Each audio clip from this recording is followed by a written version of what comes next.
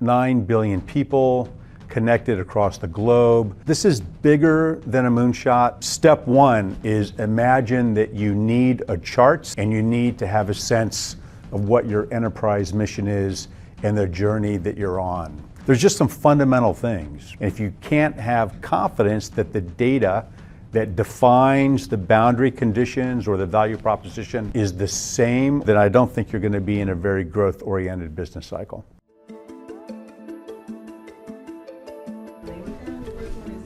Can I put close the cameras? And I want to... Hello, my name is TJ White, and it's a pleasure to be with you today.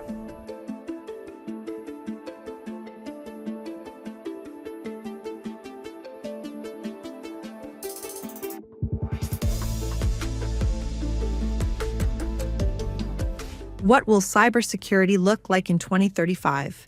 And how can businesses strengthen resilience? I think cybersecurity is going to get harder, more challenging, and more difficult, faster moving. That's kind of the opening answer to the first half of the question. The second half, I would say enterprises and business. I think the way that they can stay real and relevant as a going enterprise is to, number one, value cybersecurity. Two, invest in the resource and the capability across the entire enterprise stack. And whatever you do, don't treat it as a cost center. People who want to do bad things in cyberspace have an advantage. The entire construct, whether it's information technology or operational technology, has been for the past 5 decades built on an open standard. The purpose of that open standard was to facilitate easy and frictionless connection. And the purpose in doing that was to do everything that you could possibly do to make the signal get through. And not enough attention was paid to properly securing the space. And so we have 5 decades of design debt and technical debt from a security standpoint. And then I would just generally summarize that cyberspace is no different than any other operational domain or mission space that mankind or humanity has played in throughout its history. And there are plenty of really smart but not well-intentioned people that will try to take advantage of others in this space. How can financial institutions navigate global changes to promote economic resilience and growth? So proactively navigate economic resilience and sustainable growth. I'm a little out of my depth, I think, in talking to financial professionals or educated investors about things like economic growth. I think we all have an interest, no matter what your role in life, to think about resilience. I think I'd open and say, implied in that statement is this idea that you're doing it with a purpose. It's an act of commission, not an act of omission. And that this idea of navigate means that you have a sense of what you're about, what you're trying to do, and where you're going. So if I was applying a sailor's metaphor, which is my background in the Navy, we have charts. Those charts allow us to build a journey. We can do that safely, and we can go from point A to point B. Implied in that idea, though, is that you have invested to understand things like ocean bottom contour, what the depth of the water is, where the shallow water is. You understand phenomenon like low tide and high tide. You also have an appreciation that there's this wonderful, amazing creature out there called Mother Nature. And sometimes Mother Nature acts with an amazing amount of force. And if you don't have the ability to understand that, then you will not be well prepared for things like storms at sea or hurricanes at sea and so on. So step one is imagine that you need a chart or a map, and you need to have a sense of what your enterprise mission is and the journey that you're on. The things like resiliency and growth, right? I think that those are related, but they are distinct. When it comes to resiliency, I think there's a degree of readiness and robustness that goes on in measuring resiliency. You have to put resources and investment against it. I think that is sometimes looked at as challenging or difficult to do when you're in a profit and loss situation. But if you don't properly invest in the infrastructure then you can be assured that you will not be around a long time, in my judgment, particularly in this context of cybersecurity, right?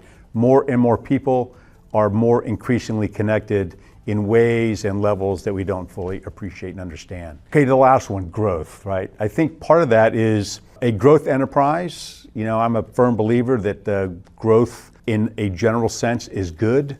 More growth has the opportunity to improve circumstance for more people, more communities, more nations, wherever you find yourself. But you have to invest in that. You have to invest in trust, I think, for that growth to be real and relevant and measurable. Part of that is found in cybersecurity, but that's also, I think, as I understand how markets work, right? There's a value for a good, a product, or a service. It can be transacted with confidence because it's transparent. The value at the beginning of the day is generally the same value at the end of the day. Advantage is found in negotiating a position, but if you don't have the trust, if you don't have the confidence in the market, if you don't have the transparency in the transactions, and if you can't have confidence that the data that defines the boundary conditions or the value proposition is the same or understood by all, then I don't think you're going to be in a very growth-oriented business cycle. How can nations and industries collaborate on secure and responsible AI innovation?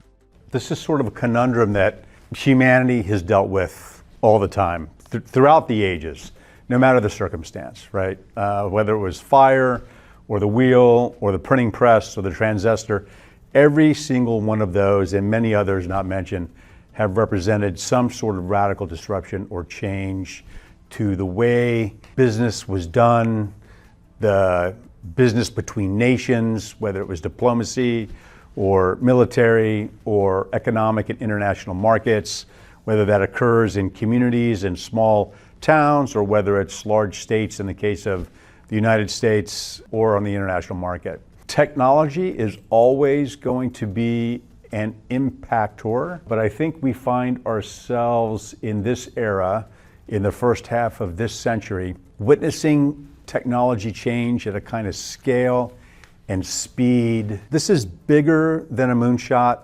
It's bigger than a Manhattan Project. When you think about 9 billion people connected across the globe, the free flow of data and information, an ability to be informed about not just what's happening in terms of what you can see with your eye, but what is going on around the globe in real time, everywhere, all the time. That kind of opportunity has never before happened in any empire or any civilization throughout human history. Whether it was the Middle Kingdom of China, whether it was ancient Greece or ancient Rome, or the Byzantine Empire, take your pick, right? The sun never set on the British Empire is a saying, but they never knew what was going on in real time. They never had an opportunity to recognize what was happening in real time. That opportunity is before us today, and I think sometimes the human element of cyberspace doesn't pace the technological change that is coming. I have been on the periphery of AI since I was an adolescent, growing up and reading science fiction books. And it was always going to be about really awesome thinking machines or robots, and artificial intelligence for the last 40 years, in my recollection, having studied it 40 years ago as a graduate student, was always something that was going to happen within a decade. So for the last 4 decades, it's always been in the next decade. Well, for practical purposes, AI arrived on the global stage in 2022 with ChatGPT, and it is off to the races. I think some of the challenges are that we don't have a common reference point or agreement on what AI as artificial intelligence really means. We don't agree on the distinction between artificial intelligence, adversary artificial intelligence, generative AI, agentic AI, or artificial general intelligence. All of those are discrete. All of those mean things properly to the people who use them, study them, build them, bring them to market. But I don't think that there's a common agreement across the human ecosystem of what that means. What steps can organizations take to ensure cyber resilience while maintaining global agility? Again, I think there's a couple of kind of simple principles or truths that seem to underpin this idea of resilience and global and economy. Part of that, in my assessment, if there's a value proposition in the agreement between both parties or multiple parties at the end of a transaction, that transaction has value as they see it, that value underpinned by a common reference and understanding, that transaction will be transparent, and that the outcome of that transaction will be honored, whether that's because it's a contract-based, there's a rule of law, or some other mechanism to see that the transaction is in fact transacted and that the contract is in fact honored and closed. Okay, so how do you underpin that, or how do you promote resiliency in that? I think more that businesses are open to the idea of sharing with each other about what they are observing in their own house when it comes to cybersecurity and cyber resilience, whether that's an adversary or a threat, whether that's ransomware or some other compromise, whether it's a vulnerability which is discovered in the design of code, because that's just the way it was not intentional, but over time it has just emerged or been discovered as a weakness. That's probably something that you shouldn't keep to yourself. And what you don't know is that someone else might have found that problem or experienced that victimization last week, last month, last year, or heaven forbid, what if the first victim was a decade ago and didn't tell anybody?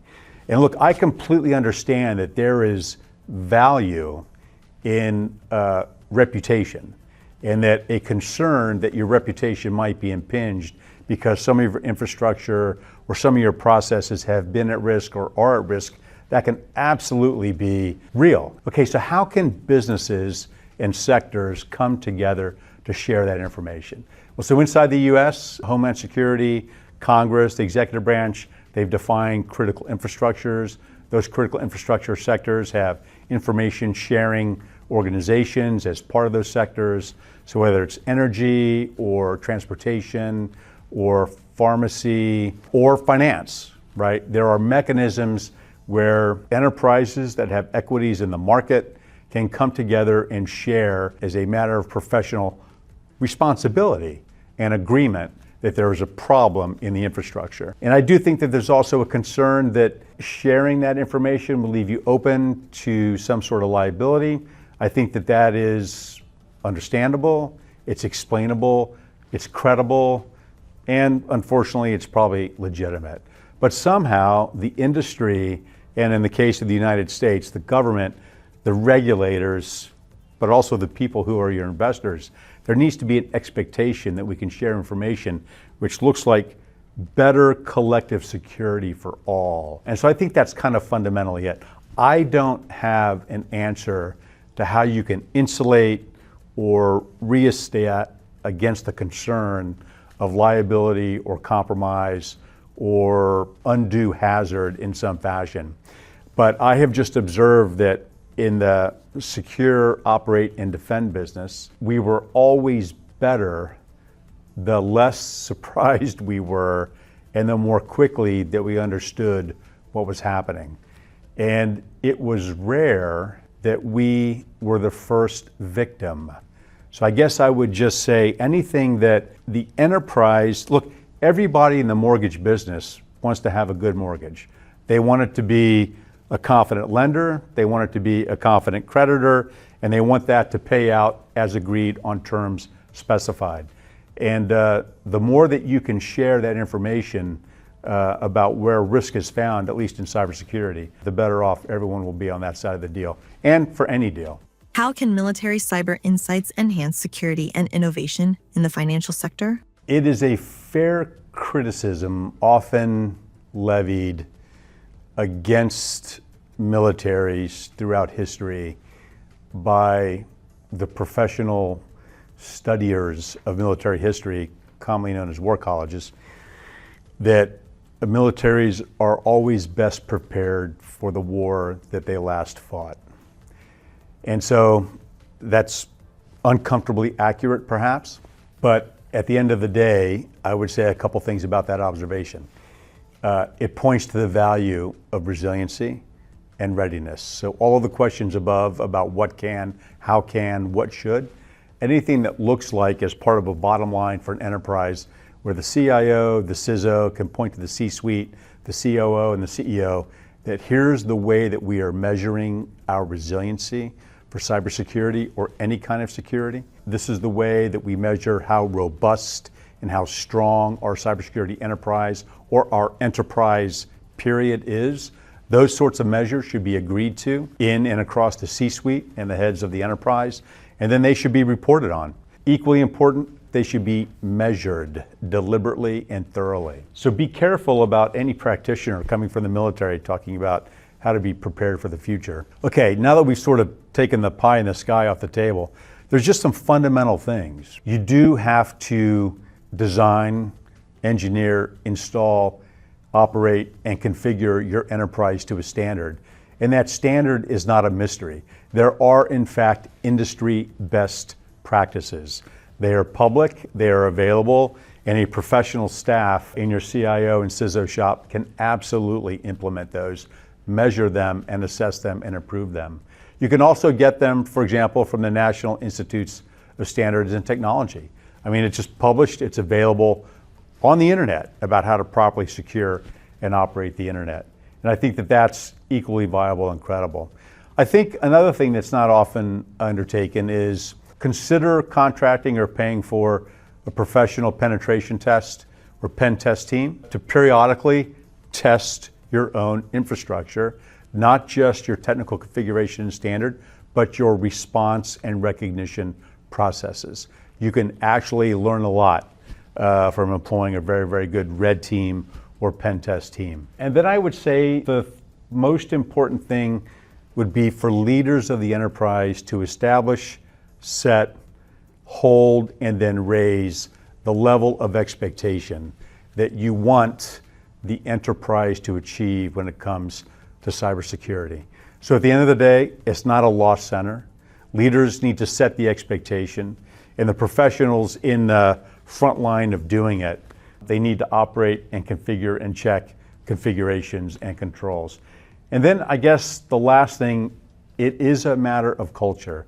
And this idea that everyone in your enterprise, from probably a dated term, that's how old I am, from the mailroom to the consumer, and everyone in between that touches your business processes or your enterprise introduces an opportunity for risk, but that's also an opportunity, back to an earlier question, for market growth and expansion.